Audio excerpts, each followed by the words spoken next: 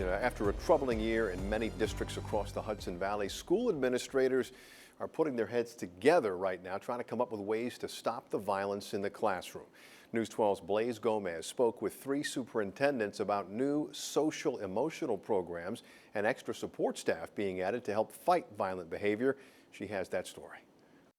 Post-pandemic, 2022 was a year no one could have predicted. The rise in violence seen in our communities across the nation was also disturbingly seen in our schools.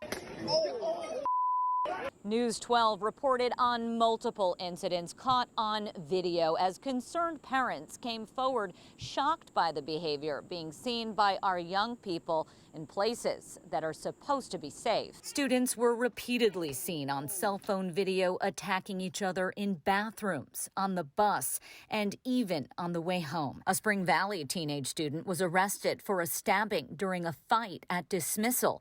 In Mount Vernon, the violence proved deadly for 16-year-old high school cheerleading captain Kayla Green, who was killed during an off-campus stabbing after a school athletic parade that severely injured another student. There was a series of disconnects, and from adults not adulting to coaches not being taken serious by various levels of bureaucracy. Rich Thomas is a spokesperson for the Green family. Kayla was taken away. They were advocating for the school district to do something. The attitude of "it's not my responsibility" must be, checked. This year, school districts across the Hudson Valley are taking that to heart and making changes post-pandemic to meet the growing social and emotional needs of students. How is Mount Vernon really going to tackle these issues? Whenever something happens, you always have to go reevaluate, your protocols and your policies that you have in place. We want to make sure this doesn't happen again. Waveland Benet Conroy is one of 3 school superintendents we interviewed. All of them are new in their roles as former administrators resigned and Hudson Valley families demanded change. We have to do things different.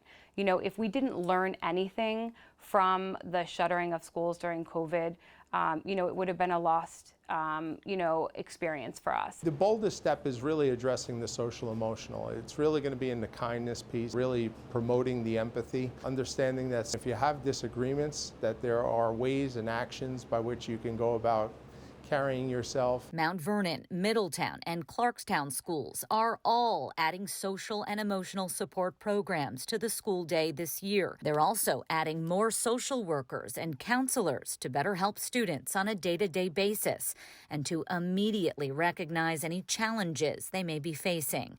Mount Vernon expects to add SROs in schools, and Middletown High School is adding a second officer to the building. Clarkstown already has security and SROs in place.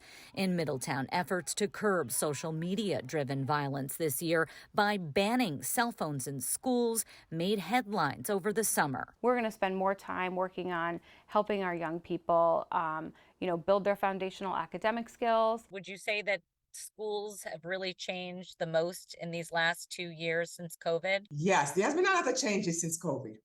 And it also makes us realize that we have to change. And so it seems change is the common thread in schools this year as parents, students, and teachers prepare to return in hopes this year will be different. Blaise Gomez, News 12. The city of Newburgh also saw an increase in violence in schools last year that resulted in several students being arrested. We have reached out to the district to talk to their new superintendent for this report and find out what steps they're taking to try and curb the violence ahead of the new school year, but we have not heard back.